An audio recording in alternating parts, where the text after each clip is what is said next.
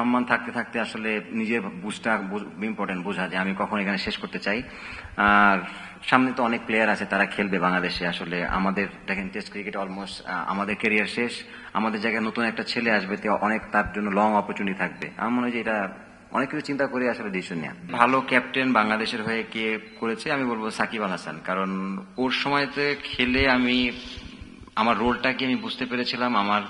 আমার সাথে ডিসকাশন করতে ওপেনলি সবকিছু, যে কি আমার রোল বা আমাকে কিভাবে খেলতে হবে। চান্দিকা হাতুরু সিং, আমি আবারও বলছি যে এটা অবশ্যই ও অনেকের কাছে প্রশ্নবিদ্ধ কোচ বা but as a technical coach হিসাবে অনেক ভালো কোচ ছিলেন।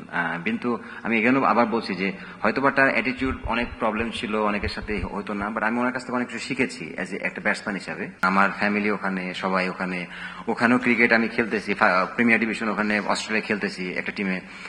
ওখানে একটা কোচিং একাডেমি দেওয়ার প্ল্যান আছে অলরেডি, এটা নিয়ে আমরা কথাবার্তা চলতেছে, কাজ করতেছি আমরা।